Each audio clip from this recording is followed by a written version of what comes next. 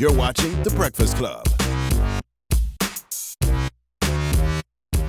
Morning, everybody. It's DJ Envy, Angela Yee, Charlamagne the God. We are The Breakfast Club. We got a special guest in the building. Yes, sir. Dr. Umar Johnson. Peace and love, family. Glad Welcome to back. be back. Peace, Good my to see brother. everyone. What's on your mind today, man? All is well. Just came back from China and Japan. Okay. My first visits over there speaking with the African China community. and Japan? And Japan. Really? I spent a week in Japan, Tokyo and Nagoya. Okay. And then they Nagoya's flew me. dope. Yeah, Tokyo's dope Nagoya too. is dope. I really enjoyed it. And then I went to Shanghai and Beijing. It was bittersweet. Sweet because it was good seeing African people in a different setting from America.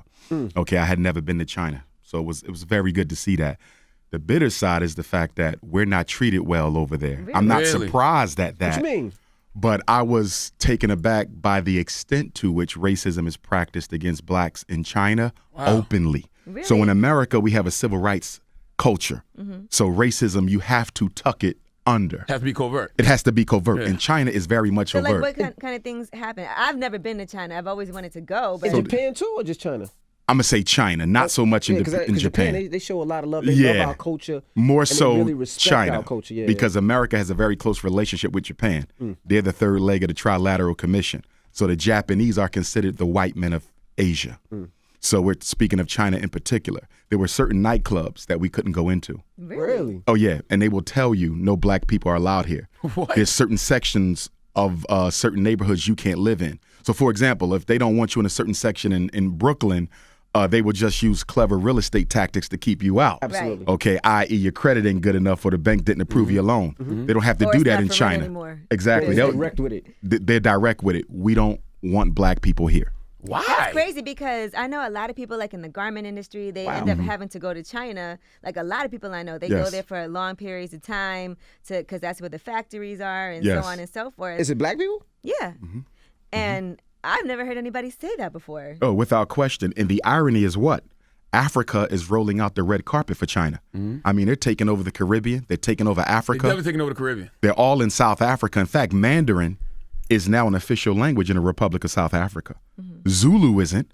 Xhosa isn't. So the indigenous languages are not taught in the school, but Mandarin is. That speaks to the influence of China.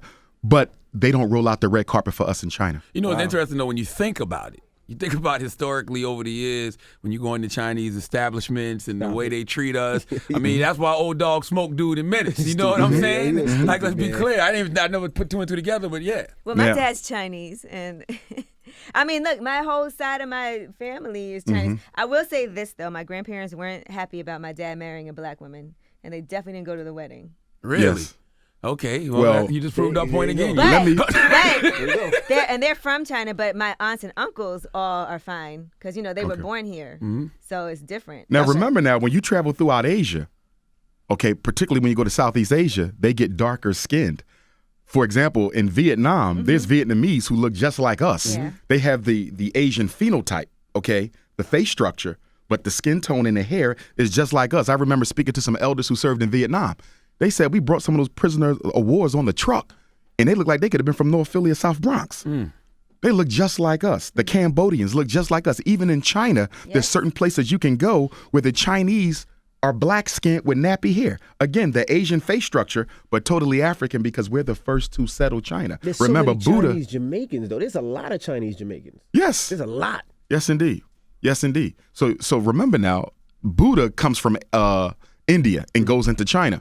And I had a chance to visit a Buddhist temple, but Buddha was a black man. And when you look at any of the early statues of Buddha, you clearly see the locks and the twisties. He doesn't get the modern phenotype of the Asian until the past 100 years or so. But any ancient statue of Buddha clearly shows him as an African. Same thing with Krishna, the god of the Vedic tradition.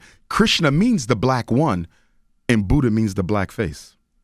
So clearly there's an African origin of Asia, but there's an African origin no matter where you go in the world because we're the first to build every civilization everywhere. So I don't care if you're in Mexico, if you're in Europe. Who were the first Europeans? The Grimaldis of Africa, who migrated 20 to 40,000 years ago, and in the process of climatology, lost the pigmentation, the deep pigmentation that we have. So no matter where you go, we were the first people there. Is there any place in the world we can go and not experience racism? No, not at all. Even the Caribbean? Not even in the Caribbean. In fact, when I was in Jamaica, I keynoted the Garvey celebration last summer, Ocho Rios. The Chinese pretty much own Jamaica. I mean, the Jamaican government is giving them concessions, land concessions. They're building hotels, beach resorts. They're building 2 schools for the for the Jamaicans. And what the Jamaicans have to give them in turn is the right to certain lands, the right to certain waterways. And if it doesn't stop, Jamaica, ironically, the land of Marcus Garvey and Bob Marley, will be the first Chinese colony in the Caribbean. Wow. It's getting bad. And you know why it's happening? Because the black bourgeoisie leadership in both Africa and the Caribbean, they don't have to live with the consequences of the economic decisions they make. So if I'm the president of Jamaica, okay, and China says, listen, we're going to give you $1 million in retirement. We're going to build you a retirement home, but we want this, this, and this. And you can loan as much money as you want. You can borrow as much money from the Bank of China as you want. I'm going to be set by the time I leave office. But what about my nation? Jamaica will be struggling for the next 50 and 75 years because of bad economic decisions from selfish leaders today. And that's the problem in Africa, and it's the problem in the Caribbean islands. No, that's true. I remember, I love going to Anguilla, and a couple of years ago, just one of the guys on the island was like, the Chinese taking over everything here. Yes, indeed. Yeah. Yes, indeed. And we were just talking about when I was in the Bahamas, and everybody got mad about this. The Baha Mar, they said the Chinese people were building that hotel. Well, you got to remember, China is overpopulated. So it's always looking for opportunities to dump some of its excess population. Right. And you know what's so sad? Chinese will come to South Africa poor with nothing. And in 3 years, they're owning 2 and 3 major businesses. Because what happens is when the Chinese come, they employ their own. They don't employ indigenous African labor. But this is exactly what the heads of state tell black people. Let the Chinese come to Jamaica. Let them come to South Africa. They're going to give you guys jobs. The jobs never come. They bring their own population, which makes sense from their perspective because they have so many people that need a place to go outside of China. So they're showing up broke and going back home as millionaires. I was just thinking that. Have you ever went to a Chinese food store and seen anything other than a Chinese person? Yeah, I Never. have. I've never. I have. in Or a America. Chinese restaurant? In Brooklyn, you can. Really? Yeah. Oh, I've seen a kosher Chinese can. restaurant. Like in Teaneck, it's a A kosher halal, they have with the halal Jewish Chinese restaurants. people that Yeah. own the Chinese Yeah. spots. It's rare understand. though. But the question, Envy, is why is that? And that's because every culture comes to America to build an economic empire for themselves.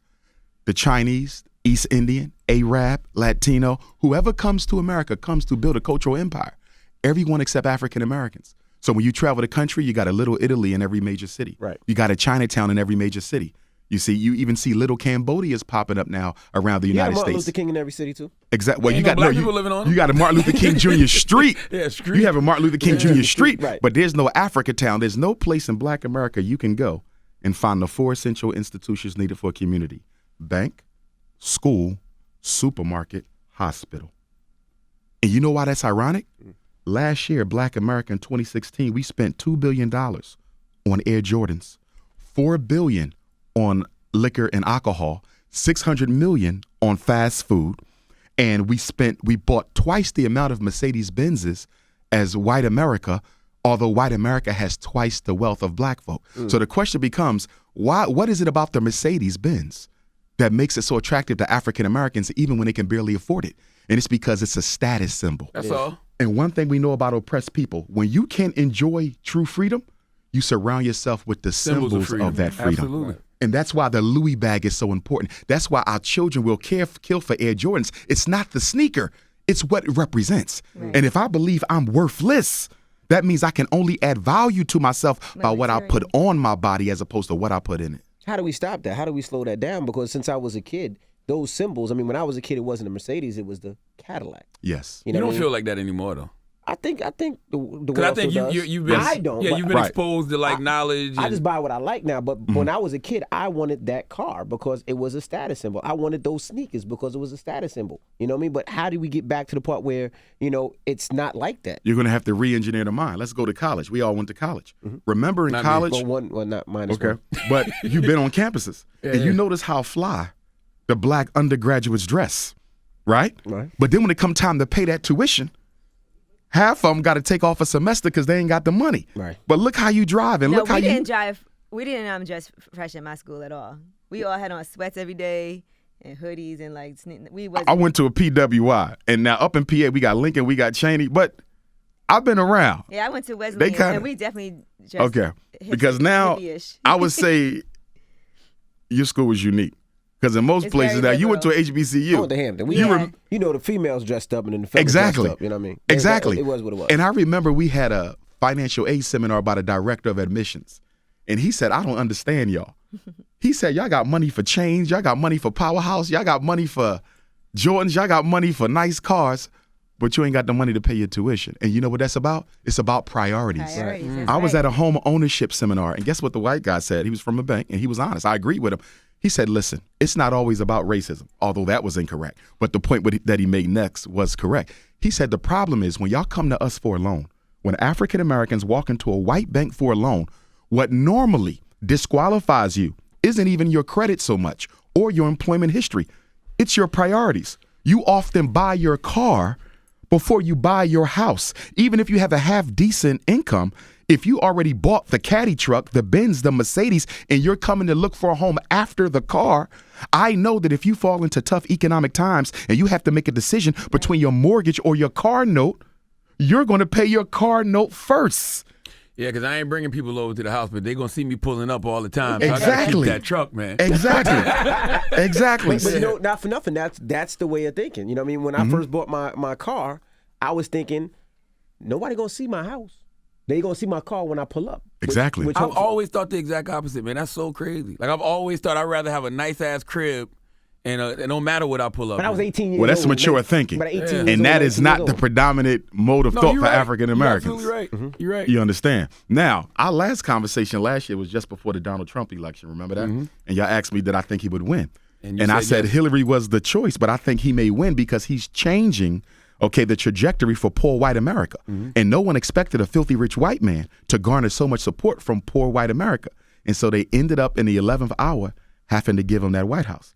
Now, people ask me, what can we expect from a Donald Trump White House for black America? And the answer is real simple. You can expect exactly what you got from a Obama White House. Absolutely nothing. See, the Obama years, and it's our fault, not Obama's, because we took a time out from political social agitation, we created an atmosphere in America where it's safe to ignore black people because black people voluntarily ignored themselves for 8 years. You know why? Because Barack was that caddy truck. He was a symbol. He was the symbol. And we was happy with the symbol. Without substance. And that's our problem. Now, remember, right after Trump got elected, it was a women's march. Remember that? A lot of the same white women who put Trump in office Right. turned around and marched. It wasn't because they were against Trump. Remember, after the Dr. King assassination, America decided on a social policy of never allowing the black agenda to be primary ever again. So whenever a president is elected, they automatically give them a non-black minority issue that will pretty much define their campaign. So with Barack Obama, it was the LBGT. So when he got elected, he went to war for the LBGTs as a way to eclipse our issues. As soon as Donald Trump got elected, you had the Women's March. So they're making it, and you had the immigrant situation right after that. So the minority issues during the Trump administration is going to be female issues and immigrant issues. No time for black people. What did you see that video that the NRA put out yesterday? No. It was a minute-long clip, and they basically, it was like I'm not even gonna call it a dog whistle. That was a loud-ass foghorn, and they basically said, you have people who are, marching for women's equality and against xenophobia and against homophobia, and the only way to stand firm against them is to keep a tight fist, and then it goes NRA. So basically, it was just saying you have the right to bear arms against people who are marching for justice in this country. You got to watch it. It's only a minute long. What a NRA is the new face of the KKK. That's all it is. It's the same organization, In fact, a I wanna different show it to you. acronym. It's only a minute long. Okay. man. But a lot of that is coming on the heels of the Philando Castile verdict. And I was actually in Minneapolis while that trial was going on, and the verdict came the day after I left. I'm not surprised by the verdict. You weren't surprised. I wasn't surprised by the verdict because, again, all legal decisions are based on precedent. Right. This not only goes back to Trayvon Martin, it goes back to Rodney King. Police have a culture of getting away with killing black folks. But what made the Philando case even more egregious is the fact that he had his seatbelt on, Yes. did not meet the description of the person they were seeking for, And did everything he was supposed to do. and had a 4-year-old child Right. in the back seat. And the officer still shot into the car 7 times. It don't take 7 bullets to stop anyone, and he walked. Now, what makes the situation even more criminal and more concerning for us is the officer in question was Latino. Why am I bringing that up?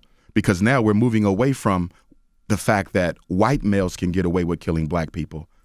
it's going to soon become totally comfortable and acceptable for anybody in America to get away with killing black people. This is the purge, the return of unapologetic white racist power.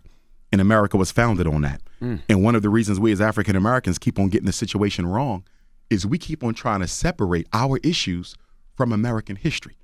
We'll look at what the Constitution guarantees, but the Constitution never included you. And one thing we know about constitutional law is what? Anything included in the Constitution or in any law that does not reflect the intent of the founding fathers when they wrote the Constitution is automatically unconstitutional. You understand? So from a racist standpoint, the fact that black people are even considered citizens is unconstitutional. Because when Thomas Jefferson and Alexander Hamilton and George Washington sat down to write that document, did they ever intend for black people to be citizens of America? And the question is absolutely not. Well, here's the thing. Is there any solutions? Like, is there? And cause we know all the problems, we know all the issues. Everybody woke. What do black people in America do? Here's the situation. Until we hate racism more than we hate each other, nothing's going to change. See, our problem is totally mental. We're $1 trillion people. We got all the degrees we need, all the expertise. But you know what we're lacking? That cultural commitment to ourselves. We're the only group who don't have it. I was gonna say that it almost feels like before we could fight racism, we have to fight self-hate. Yeah, you're going to have a civil war. Because we don't necessarily support ourselves. You know, Not at all. We don't help each other. We're we don't look for each other. anti-African. And a lot of times when, it's difficult because it always seems like it's always a scheme. It's always something like We don't trust each we other. don't trust each other at all. And that's the problem. Like, we can't come together to fight racism or to fight anybody else if we can't trust our brother. You got two major issues supporting exactly what you said: an identity crisis and psychological homelessness. An identity crisis. Black people know they're not American, but they will fight like hell to protect that identity because they don't want to be identified with who they really are, and that's being African. We hate our Africanity. That's exactly why when I created the Unapologetically African movement, you see how quickly it morphed into Unapologetically Black. I never said unapologetically black. I said unapologetically African. But even within the black consciousness community, we are still anti-African because deep down within our subconscious, we were all conditioned by the same superstructure that made us feel that Africa wasn't anything worth claiming.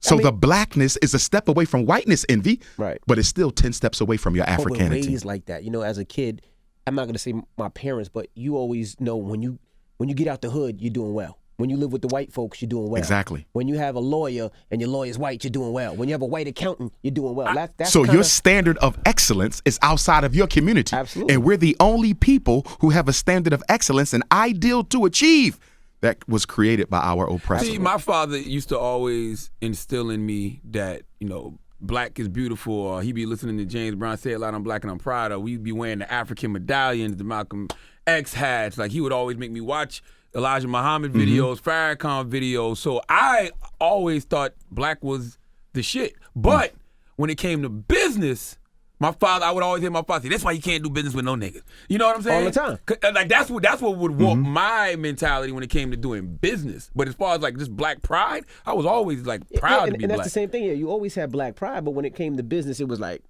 I've heard it 1,000,001 times. That's why you can't do no job absolutely. with no niggas. In other words, what? The pride is superficial. It's intellectual, but it's not internalized. For example, we had a lot of great scholars. Take my ancestor, Frederick Douglass, who knew their history and still marry white women. How did that happen? Now, yes, he was an old man. I give him that. His first wife, Anna Murray Douglass, a blue, black, purple chocolate woman with nappy hair of 50 years, who birthed all of his children.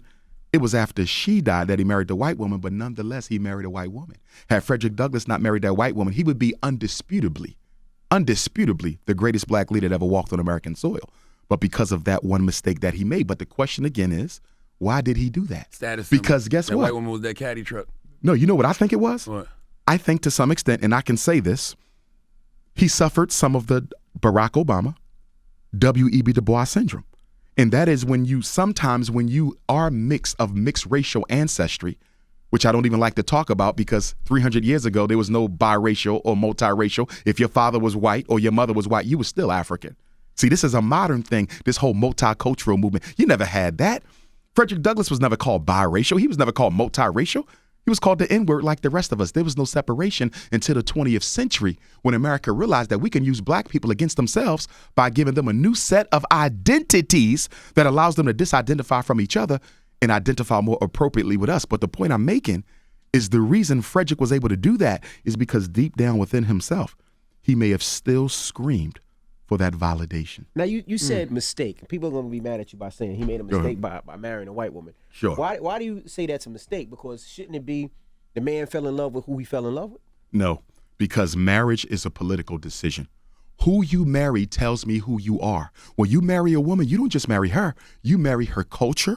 You marry her community. You marry her people. You understand? So when a black man marries a white woman, he's making several clear points and messages he's sending out to his own people. Because there's no greater symbol of your loyalty to your struggle than to marry a sister who shares that struggle. Loving versus Virginia, and y'all need to see the movie. It just came out a few months ago. 1957, right about around that time, a white man named Loving from Virginia sued up to the Supreme Court for the right to marry a black woman. Up until then, several states still had anti-miscegenation law. After they struck down anti-miscegenation law across the country, 1957 or 67, somewhere within there, black men have married outside their race envy more than the men of all other races in America put together as a percentage. How do you explain that? Is love purely blind? I disagree. Love is a function of your values and your priorities. I would argue the reason black men marry white women is because they wish they were white themselves. And having the white man's prize, his queen, is a psychological symbol to myself that I am equal to him. So you can't be in love with white women and not at the same time feel inferior to white males. You know, it's interesting. I like what you said about it is a political You can't decision. separate love from politics. Love is the most political thing, just like we try to separate religion. So do you feel that way if you marry Puerto Rican or Latino? It depends. Why does it depend? Or Asian? It depends on consciousness, because we know what? Cuba and Puerto Rico were the two largest slave ports up into the 1800s. The Garvey movement, the red, black, and green Garvey movement, of which I'm a member. Do you know Cuba was the most thoroughly organized Garvey island in the Caribbean? Yes, you had more chapters of the red, black, and green in Cuba and in Puerto Rico than in almost any other island in the Fidel Caribbean. Castro loved black and brown people. No. Fidel Castro was a racist. Oh, yes. Oh, he was a socialist. And when he was challenged on the racism in Cuba, because you know the Caribbean has a very entrenched color hierarchy. When he was challenged on the racism in Cuba, you know what he said? We do have racism, and we will have to deal with it. But we have to address socialism and capitalism first. So he put the issues of black oppression in Cuba second to the socialist agenda. Remember, Fidel Castro was an Italian. He was not Cuban. Fidel Castro, it was an Italian. He was a white man. He was not a Cuban. I didn't know that. So Yes. why did he help so many African countries? Because it was politically necessary and expedient. Remember, you do a lot of things out of diplomacy. I may not like envy, but guess what? I need the backing of envy's community to protect me because America trying to take me out. So if I can get black America and black Africa on my side, I already got Russia. That insulates me even more when it comes to America trying to kill my image in the public eye. Yeah, Cuba even allowed black people to go over there and get free, go to medical school for free. Yes, a certain amount of them. Asada's over there. We appreciate that. Robert Williams went over there. Minister Farrakhan's We appreciate daughters, I that believe, without before. question. But Yeah. we're not talking about giving opportunity to individuals. We're talking about systematic opportunity. America gave me 6 degrees. America gave me a doctorate. I grew up with my father. I never been to jail, but I'm one black man. Systematically does America allow that? Castro did help a lot of our black revolutionaries, but that does not eliminate the fact that he was slow to move on the racism within his own cabinet. And it wasn't until he was challenged by those very same revolutionary Charlemagne that he began to address racism. Fidel Castro was an Italian, and I would argue a white supremacist nonetheless. You're going to be in Brooklyn today. Tomorrow night, Friday. Today. Yes, sir. You I'm going to be in Brooklyn today. You're going to be in Brooklyn today. I'm in Brooklyn today. Come on out. Brown Memorial Baptist Church, 52 Gates Avenue. Doors open up at 4, power lecture at 6, book signing to follow. And we're gonna get a bunch of emails and a bunch of tweets on the YouTube video and say, Dr. Umar, how Fidel ain't Italian and this and that. I'm like, look, Fidel Castro's an Italian. I'm not gonna just. I don't know. I got That's research. That's not even debatable. That's what I'm saying. He never claimed not to be. But that's what people don't realize when brothers like you come. We're having a conversation. Yes. So I'm going to we do the research later. Like that's what I think that's what any conversation should be about. And the black socialists are going to be angry at my comment. Do you want to know why? Why? Because we have an intellectual civil war within the Pan-Africanist community. You have Pan-African nationalists, which is what I am. That's the Garvey set. But you also have the Pan-African socialists. That would be more of the Stokely Carmichael, who's a hero of mine. But nonetheless, he was a socialist, as was W.E.B. Du Bois. What's the difference between the socialists and the nationalists? Real simple. Socialism grows out of Marxism, okay, the Communist Manifesto, that says racism was created by capitalists so they could get rich off of blacks. In other words, to get paid, we came up with a whole bunch of lies about black people to justify their enslavement. So if you get rid of the capitalism and the greed, you eliminate the racism. We say that's total bullshit. We can say you can get rid of the capitalism all you want. There's no capitalism in China, but there's still racism. Russia is not capitalist. It's one of the most racist countries on earth. You can eliminate the economic system, envy all you want, but the social and psychological issue of racism will remain. Why? Because the primary function of racism is not greed. The primary function of racism is white genetic survival. You know, I just want to go back to something you Sure. said. And I'm not married to a white woman, so I don't take anything offensive. But see, the problem I have is, this is the thing. You know, a lot of black people live in the hood, right? Yes, sir. Live in the hood. I live in the Queens Village. My zone school was PS34. Andrew Jackson, the first school in the country to have Andrew medical Jackson. detectors. Andrew Jackson. The first school He in was one of the country. greatest racists of all time. Andrew Jackson. I'm going to have is to change that name. It's a school in Queens. The first school to have metal detectors. Yeah, change it to Michael Jackson. At first school level. That's the one LL Cool J is sitting outside on one of his album covers. So what most parents did is they worked very hard and try to put you in the Catholic school, right? Okay. Put me in the Catholic school. Now I'm in the school with all Haitians because it was all Haitians in Queens Village. I can tell you every Haitian curse out there. Wow. Kakashin, Fukaka, all that. But then, parents save money, put you in a Catholic school, high school. Problem is, it's probably 7 black people in each class, right? Okay. In freshman year, sophomore, junior year. So Compared to how many Haitians or white? no, just 7 black people. That's everything. Okay. Everything in high school. Gotcha. So the people that you fall in love with and that you talk to might necessarily not be A black person. True. So does that at that age of 16 and 17 when you're dating, you're not thinking, oh my gosh, I got to get me a black person. You're thinking, I like this person because she's nice to me. So you think, but at 16 and 17, your core values about race, racism, your people's position in the American social structure have already been formed. Even white research envy says that by the age of 4, this is coming from America's universities, by the age of 4, a child in America not only knows what race is, okay, not thoroughly, but superficially, they have a firm understanding of race and also the level of respect and status that their race is given within the larger social structure. This is coming from America's university. So at 4, your child knows that I'm black and black people don't get respect. A white child knows that I'm white and my people are already given. I kind of disagree with If that. you a little disagree, bit because then you're going to have to explain away the Dow study. Explain away the Dow study. We can go and get 25 black girls and 25 white girls from the schools right here in New York City and give them the black dowels, the same Kenneth Clark dowel experiment that was done 60 years ago for the Brown versus Board decision and say which one is ugly, which one is attractive, and which one would you rather be? But don't you think that's conditioning too? You're not going to instill that in your kids. You're going to teach your kids. You don't that have to. black The is society beautiful. will do it. So you think society can brainwash your kids better than you? Are you kidding me? We are living in the era of social network. This is the millennial generation. I think in certain experiences, in certain instances, you Yes! can. Me and you, I don't think so because we're too much in our kids' life. So you're telling me, right, if my son, my black son, right, Yes. brings home a white girl, because How old is he? not for nothing, he's 13. Yes. Not for nothing, we live in an area that is predominantly white. Okay. Reason why? Better school system, better education. I got you. A lot safer.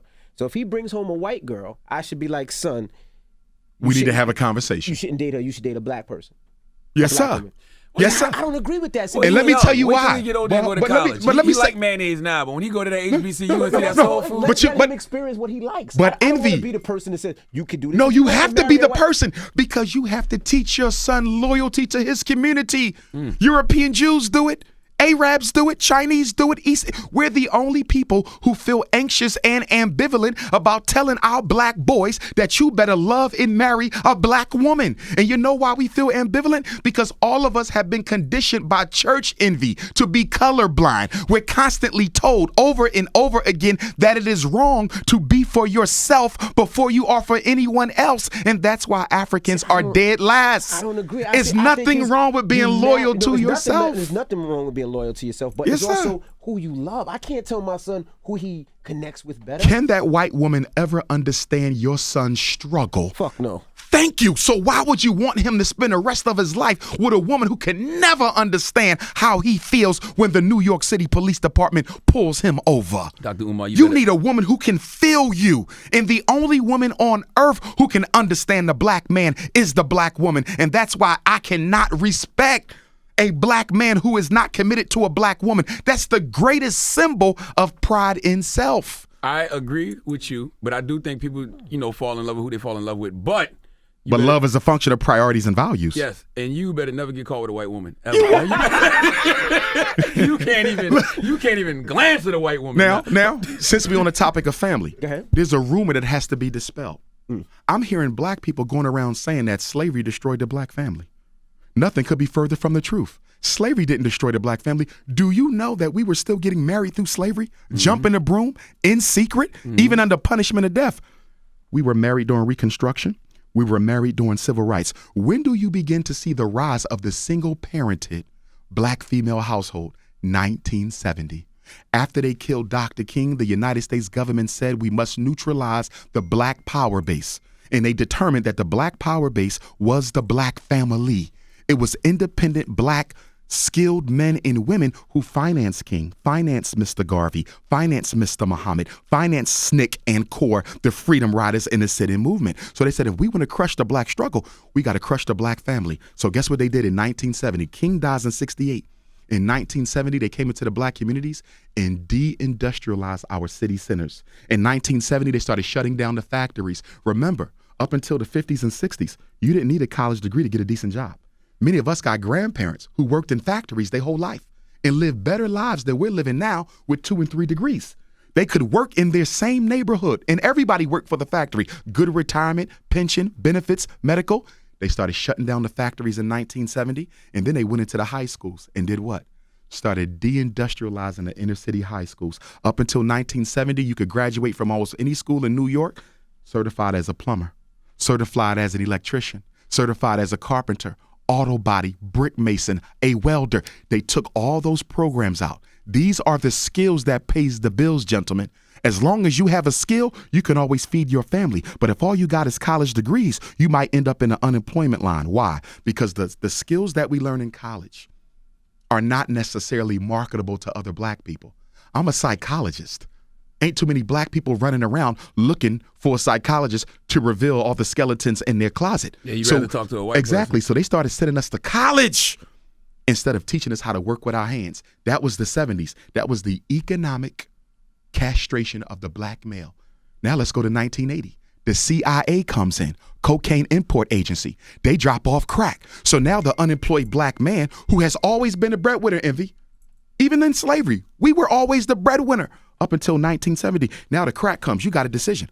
I can sell this crack and try to put some food on the table, or I can smoke it to deal with the fact that I'm no longer economically relevant to the black woman. Deal with that And let's trauma. be clear, the decade of the 70s was the decade of making the black man economically irrelevant to the black woman. We're the only man in America who is out-earned and out-educated by our mates. No other woman in America out-earns and out-educates their mates. And this is not the black woman's problem. I want to be clear.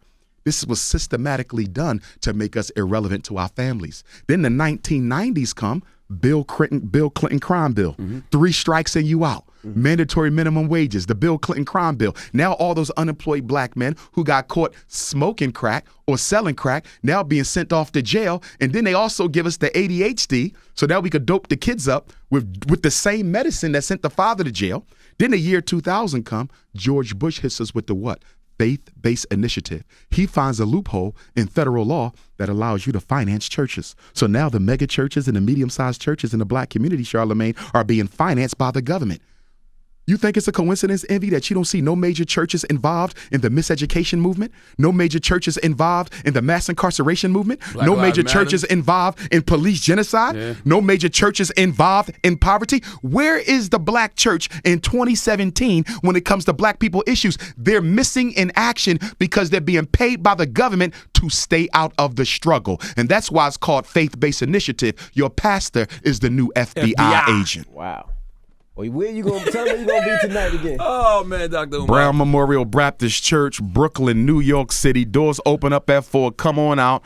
All children are free. All elders are free. We're going to talk about miseducation, male-female relationships, which I might want to touch on for a quick minute. We're going to talk about the upcoming Frederick Douglass Marcus Garvey Academy. I'm still building that school.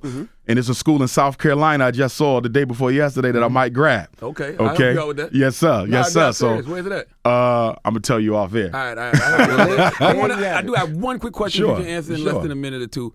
Sure. We had brother Dr. Wesley Muhammad up here, Yes, sir. and he spoke on, I don't want to misquote him, but he said that going to school to get an African studies degree is a waste of time. He was like, why spend that money when you could just learn that stuff on your own? He said you shouldn't go to school, spend $80,000 to get a degree in African Yes, studies. which is a premise I've articulated several times. Okay. I would largely agree with that because I'm one of the first to say that. And that can be true because when you go to college, hearkening back to my previous comment, I wouldn't send a child to college in 2017 unless they can answer 3 questions or their parents can. Question number 1. For example, Envy has a young son growing up. Number 1, did you raise your son with the discipline to finish at Hampton, Howard, or Morehouse without you being in the same house with him? Absolutely. One of the biggest mistakes we make, we don't raise our kids with discipline, the ability to do what needs to be done when it has to be done, whether you like it or not. If you didn't raise that child with discipline, why are you investing $30,000 a year in a child you know ain't got the discipline to finish? Absolutely. Second question, is your son majoring in a subject that is economically relevant to the society?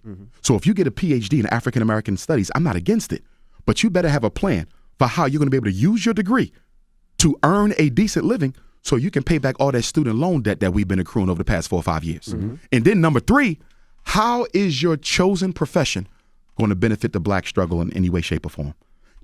The child or parent has to answer those 3 questions for me. Because remember, gentlemen, we got over 2 million African Americans with master's and doctorate degrees unemployed in the United States right now in the soup kitchen. I'm getting emails from lawyers, Envy.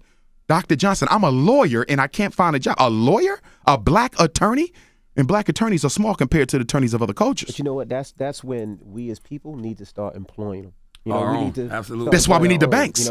That's why we need to start employing our own. Yes. Stop looking for other lawyers to help, but we have to have trust and hopefully our lawyers can take care of it. I mean, I have 2 African American attorneys, but no matter what I do, I have 2 of everything. I have to have one lawyer. You have to watching over double the up. other Yes, lawyer sir. because I have to make sure there's no mistakes. But Yes, sir. we have to start employing our own. And that's why the bank has to circumvent the church for the most important institution in Black our bank. community, a black bank. If you notice white communities, the bank comes in, and then before you know it, they got the school, the hospital, the supermarket, Absolutely. the manufacturing industry. The bank is the center of the white community, not the church. In the black community, it's the church. And why do I have an issue with that? It has nothing to do with religion. It's politics. The church takes from us, but it doesn't give back. It's not an economic recycling engine. I agree. We give the black church $14 million every Sunday, Charlamagne. $14 million envy every Sunday. If you're giving the black church $14 million nationally every Sunday, how do you explain those schools? How do you explain those jobs? How do you explain those hospitals? That type of money, black America is the richest black nation on earth. There's only 9 nations above us. We're number 10.